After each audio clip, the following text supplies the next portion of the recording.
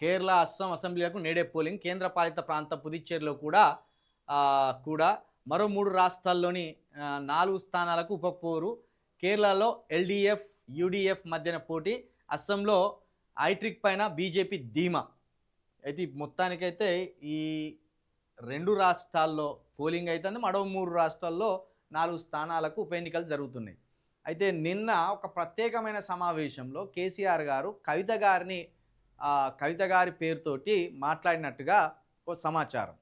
కేరళకు సంబంధించి మన ముఖ్యమంత్రి గారు అక్కడ విజయన్ గారికి విమర్శిస్తూ ప్రసంగాలు చేసిండు. ఈ క్రమంలో 6 గ్యారంటీలను ఎట్లా అమలు పరుస్తున్నామో తెలంగాణకు వచ్చి చూసిపో విజయన్ అని ఆయనను విమర్శించే ప్రయత్నం చేస్తాడు. ఆయన ప్రభుత్వాన్ని విమర్శించే ప్రయత్నం చేసిండు.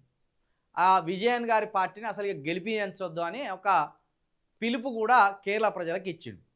అయితే దీన్ని దృష్టిలో పెట్టుకొని కవిత గారు మొన్న ఒక సందేశం పంపిండు కేరళ ప్రజలకు. మలయాళంలోనే కొంత మాట్లాడి ఆ తర్వాత తెలంగాణలో రేవంత్ రెడ్డి గారు చెప్తున్నది శుద్ధ అబద్ధం. కేరళం ప్రజలు ఆ మాటలను కానీ మా తెలంగాణ ముఖ్యమంత్రి గారు చెప్పిన విషయాలను కానీ ఎట్టి పరిస్థితుల్లో నమ్మకండి.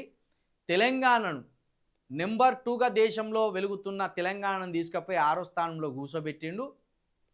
ఏ రంగాన్ని కూడా అభివృద్ధి చేయలేదు.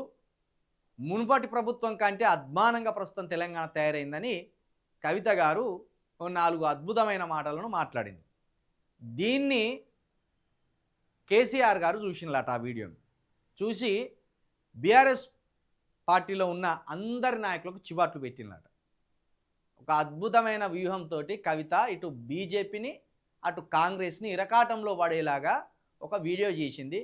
మీరేం గాడిద పనులు దొంగతానులా అన్నట్టు కేసీఆర్ గారు ఆ పార్టీ నాయకులందరినీ చివాట్లు పెట్టినట్టు కూడా తెలుస్తుంది. కవిత గారు చేసిన 3 నిమిషాల వీడియో యావత్తు ఆ కేరళం ఎన్నికల్లో కావచ్చు, అస్సాం ఎన్నికల్లో కావచ్చు, లేకపోతే దేశవ్యాప్తంగా కూడా ఒక రాజకీయ వర్గాల్లో చర్చ జరుగుతుందట. బీజేపీ మీద కావచ్చు, కాంగ్రెస్ మీద కావచ్చు, కవిత ఎంత ధైర్యంగా ఎంత పద్ధతిగా వాళ్ళ లోపాలను విమర్శిస్తూ వాళ్ళను ప్రశ్నిస్తూ ఆ ప్రభుత్వాలు అనుసరిస్తున్న విధి విధానాలను ఎండగడుతూ ఇక్కడ అభివృద్ధి శూన్యమని చెప్తూనే అటు కేంద్ర ప్రభుత్వ విధి విధానాలను కూడా ప్రశ్నించి చాలా పద్ధతిగా మాట్లాడింది. మరి మీరేం చేసినారు? రేవంత్ రెడ్డి పోయి అన్ని ఎచ్చుల మాటలు కేరళంలో చెప్పొస్తే కనీసం దానికి కౌంటర్ కూడా ఇవ్వలేని ఒక దౌర్భాగ్యమైన లీడర్షిప్లో బీఆర్ఎస్ పార్టీ నాయకులు ఉన్నారని మన కేసీఆర్ గారు వాళ్ళని చివాట్లు పెట్టే ప్రయత్నం చేసిందట. వాళ్ళ మీద చిందులేసే ప్రయత్నం కూడా చేసిందట. నిజానికి రేవంత్ రెడ్డి గారి వైఫల్యాలను వాడుకోవడంలో బీఆర్ఎస్ పూర్తిగా వెనుకబడి ఉన్నది. వాళ్ళకి అది చేతనైతే లేదు. కాబట్టే కేసీఆర్ గారు కవిత గారి పేరును తీసుకొని నిన్న బీఆర్ఎస్ నేతలకు చివాట్లు కూడా పెట్టినట్టు ఈ రాజకీయ వర్గాలలో సోషల్ మీడియాలో కొన్ని మాటలు వైరల్ అవుతున్నాయి.